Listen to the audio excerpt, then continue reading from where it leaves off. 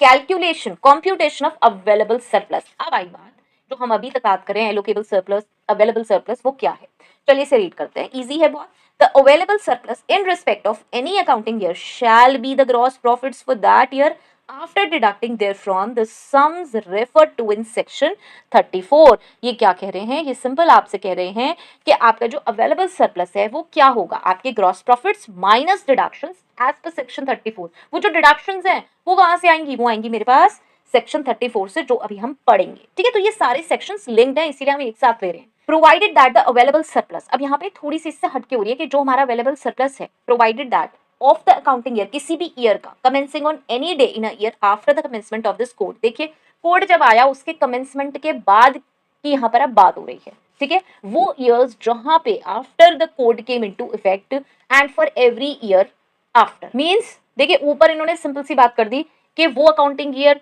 जब कोड नहीं आया था, कोड नहीं था, तो वहां पे हम क्या कर रहे थे, अवेलेबल सरप्लस इक्वल्स टू जो हमारे ग्रॉस प्रॉफिट्स है माइनस डिडक्शंस, जो कि डिडक्शंस हमारी सेक्शन 34 में मेंशन होंगी। अब ये नेक्स्ट में कह रहे हैं वो अकाउंटिंग ईयर्स कि जब कोड आ गया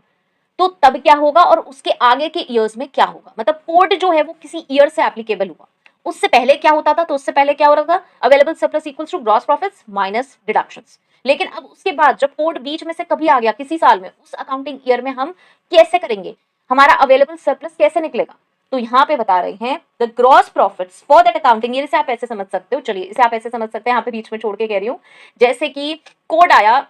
एक हमारा ईयर है अप्रैल टू मार्च, ठीक है, अप्रैल टू मार्च हमारा ईयर है और कोड बीच में जून में आया, ये एग्जाम्पल है, तो अप्रैल मई जून ये तो अलग हो गए, और मतलब 1 जुलाई से अगर ये एप्लीकेबल हुआ तो 1 जुलाई, मतलब वो 3 महीने तो डिफरेंट हो गए, वो तो पहले वाली बात हो गई, और उसके बाद के जो 9 मंथ्स हैं वो अलग हो गए। तो यहाँ पे हम इसे कैसे करेंगे,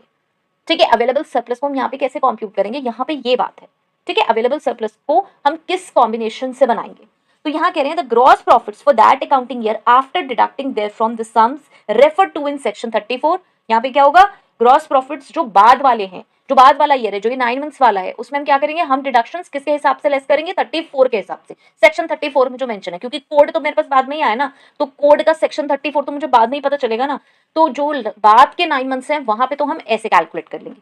और an amount equal to the difference between, an amount equal to the difference between the direct tax calculated in accordance with the provisions of section 35 in respect of an amount equal to the gross profits of the employer for the immediately preceding accounting year and क्या कह रहे हैं, gross profits for that year after deducting section 34 plus a tax adjustment amount calculated as follows। tax adjustment आपको इसमें करना होगा, an amount equal to the difference between the